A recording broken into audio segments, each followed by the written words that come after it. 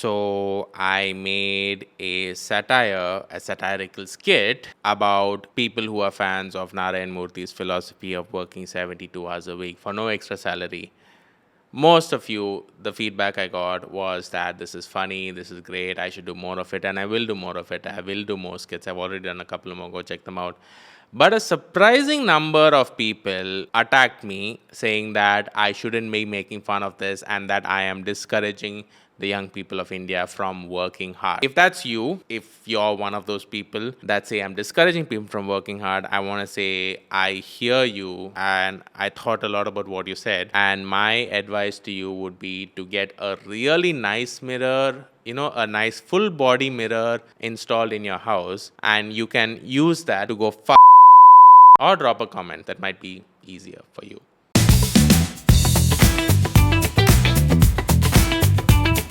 In the same vein, there's reporting that Cognizant employees are going to be tracked where if there is no mouse activity for more than 15 minutes, they will be marked as idle and that they will be marked as away from their computers or that sort of thing. To be honest, I would believe that Cognizant is not the only company that's doing it, and this is the kind of employee surveillance that we shouldn't be having, but I wouldn't be surprised if these kind of companies do these kind of things. I mean, one user had a brilliant hack. Put your wristwatch on the table, your analog wristwatch, and put your mouse on top of it, because the second hand that moves kind of makes the mouse believe that there is activity. So do that. Go for your lunch, go for your potty break. To hell with the company that does this amount of surveillance. Yep.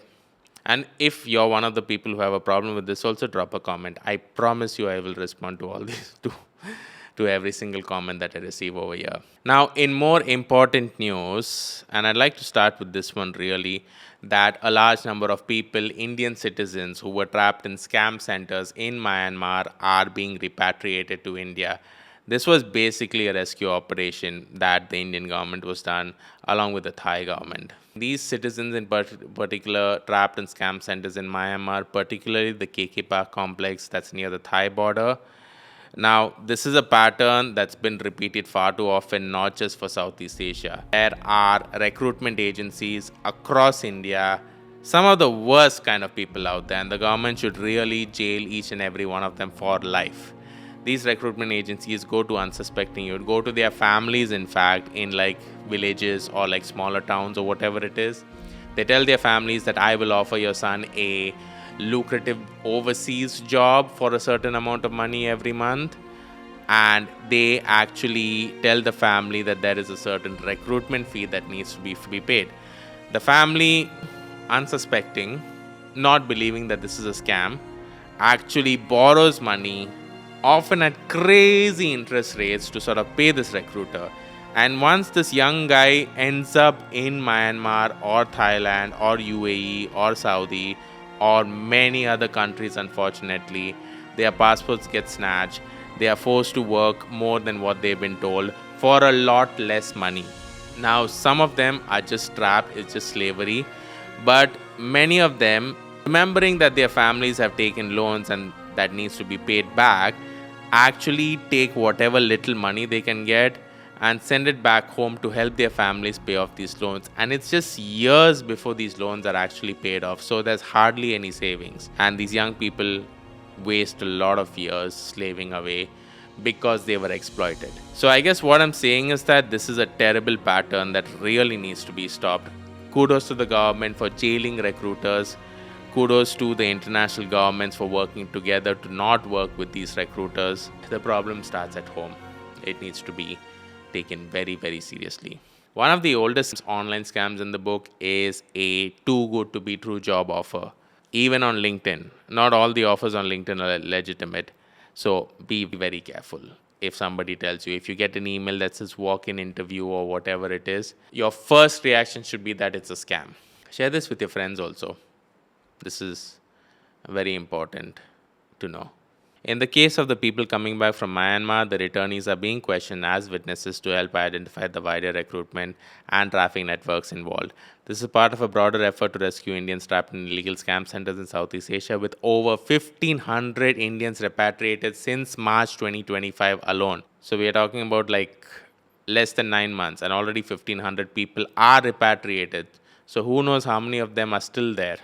that are just waiting to be rescued. And in the case of these scam centers in Myanmar, these guys who were trafficked over there were forced to work conducting online scams, basically, like cryptocurrency scams, digital arrests, romance scams, yes, catfishing, but catfishing that can actually cause you harms. They pretend to be, I don't know, some Eastern European girl, make an Indian guy in India fall in love with them and say, "Oh, I need money to buy a ticket to come and see you." And of course, they just take the money and run away. Right. Another bit of news that's not really tech, but it does impact the tech companies, which I think is really important, and we need to talk about it up front. So stay till the end of this video, but particularly listen to this one carefully. The Indian government has implemented 4 new comprehensive labor codes effective 21st November 2025, replacing 29 older labor laws to streamline and modernize labor regulations.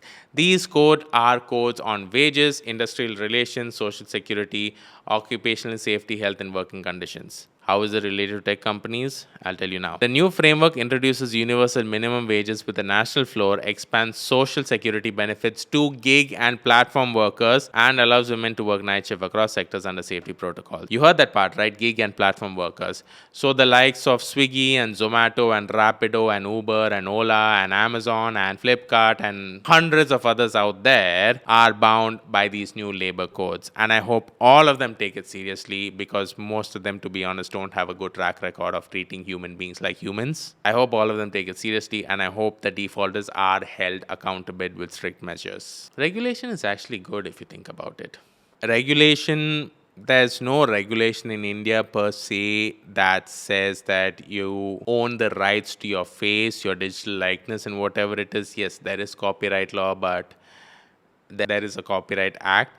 But what I'm getting to is that there's been a landmark, what I think is a landmark victory for a content creator in India. So Raj Shamani, Hi. a prominent Indian content creator and podcaster, he has a Figuring Out podcast, has secured a legal victory affirming his copyright and personality rights. Listen to this carefully, especially if you're a creator like me. The Delhi High Court has granted him protection over his face, voice, likeness, and digital content, including his trademark podcast Figuring Out. This ruling prevents unauthorized use, deepfakes, fake endorsements, and misuse of his name and image for commercial gains without his consent, which is happening far too often, especially today in the age of generative AI. It also confirms his copyright rights over his podcast content under the Copyright Act, providing a strong legal shield against impersonation and unauthorized reproduction of his works. For a small content creator like me, I'll be honest with you, I have already seen people plagiarizing my content. And for now, I don't mind it, because my mission is, just to get a few messages out there about tech. But I know one day I will reach that stage, with your support, of course. Please subscribe, share, do all that thing. I know one day I'll reach the stage where I will be more and more bothered if my content is plagiarized, if my digital likeness is used to endorse things that I don't really stand for, that don't align with my principles. And do I have the tools to prevent that from happening? No, I can't prevent it. But do I have the tools to take action for something to happen? As of now, there are platform-specific actions that I can take, but it's not always easy. Like, for example, YouTube, if somebody puts a copyright claim on me, on my video, there's a period of 30 days to raise a dispute. So it's not immediate. This Enforcement of Copyright Act will help, and this landmark hopefully deters people from misusing somebody's digital likeness to promote their products or whatever it is. Speaking of digital likeness, Sonu Nigam, in a live concert in Kashmir, did a duet with an AI Mohammed Rafi. So this video is on Twitter. I'm not going to put it here, but you can just search for it and find it easily on X or any other platform. Just search the web. It's Sonu Nigam with his band, and on a giant screen behind him, there is an AI Mohammed Rafi. It's very clearly AI. I'm saying that because if you see the video, you'll see that Mohammed Rafi's face and body movements are not human. Does he sound like Mohammed Rafi? Yes, he does. But it's not human. I feel strongly about this. I know a lot of people will be happy looking at a giant Mohammed Rafi on screen. This event was supposed to be emotionally blended nostalgia with innovation, impressing both the live audience and viewers online. I'm sure it did for a lot of people, just not me or people like me. Sonu Nigam himself described AI as an assistant tool to aid creativity, but emphasized that AI should not replace the human soul in music creation. Let's not forget many years ago, that's when autotune came out. Sonu Nigam was firmly opposed to the use of autotune, period. Because he believed, like all great artists, believe that you create art from within, from your soul, that kind of thing, not AI. I've been keeping track, and the list of high profile musicians and celebrities using AI is getting longer. I mean, you had this incident about the ending of Ranjana being altered. Anush was really unhappy about it. But then A.R. Rahman himself said that he's using AI for an upcoming project. Shekhar Kapoor admitted to using ChatGPT. Ajay Devgan has launched an AI, kind of like an AI filmmaking studio. We need stronger copyright laws. Let me say that. Okay? A few other bits of news I'm just going to run through. Indian conversational AI startup CoreOver has partnered with Intel to launch an offline BharatGPT Mini. I don't know why they started with Mini. They could have gone for a Pro or Pro Max, I guess. It's supposed to be a sovereign AI solution aimed at enterprises and governments. Its USP is supposed to be that it doesn't use the cloud, everything is local, which might help with privacy concerns, especially if it's got government applications. Rapido has partnered with Magic Pen, and if you don't know Magic Pen, they build themselves as India's third largest food delivery app. This partnership is interesting for a few reasons. So, through this partnership, Rapido will gain access to Magic Pin's extensive nationwide restaurant network of over 80,000 eateries once onboarding is complete. In return, Magic Pin will utilize Rapido's delivery fleet in select locations to enhance its quick delivery service. And if you're wondering what Rapido is doing in food delivery, don't forget that a few weeks back, Rapido launched Only, which is a food delivery service. Now, with this partnership, it's pretty clear that Rapido is competing directly with Swiggy and Amazon. So this space is heating up.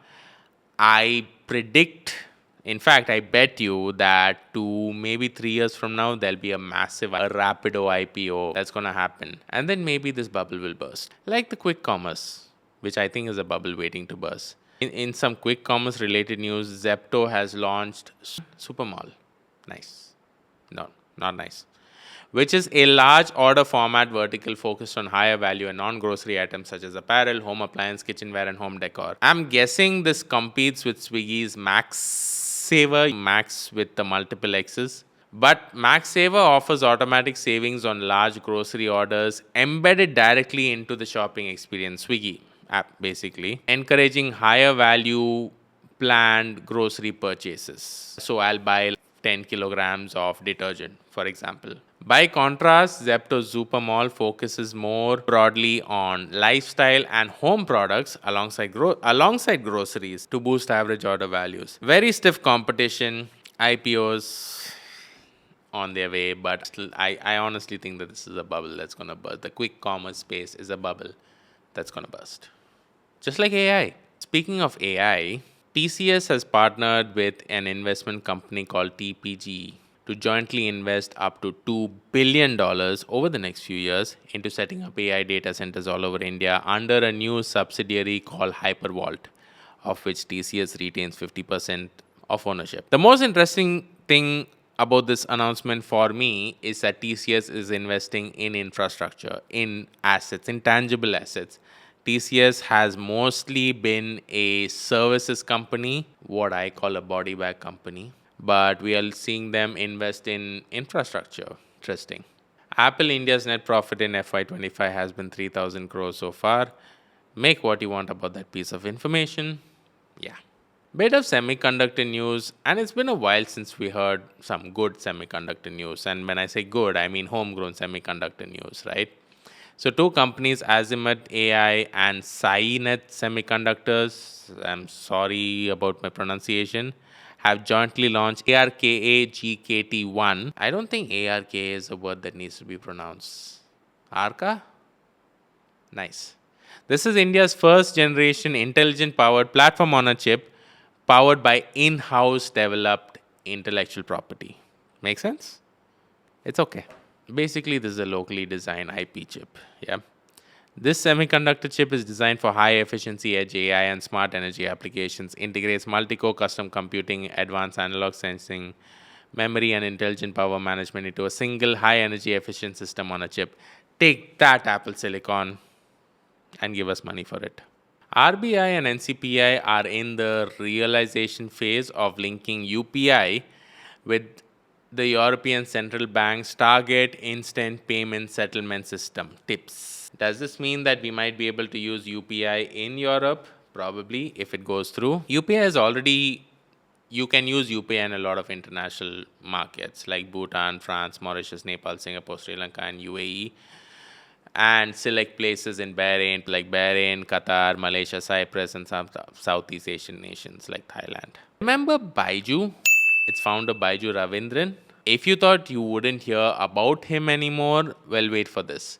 A US bankruptcy court in Delaware has ordered Byju Ravindran, Byju's founder, to pay $1.07 billion with a B, in a default judgment related to allegations of misappropriation of funds from Byju's US-based subsidiary, Byju's Alpha. Now, this judgment it's got nothing to do with Byju's product.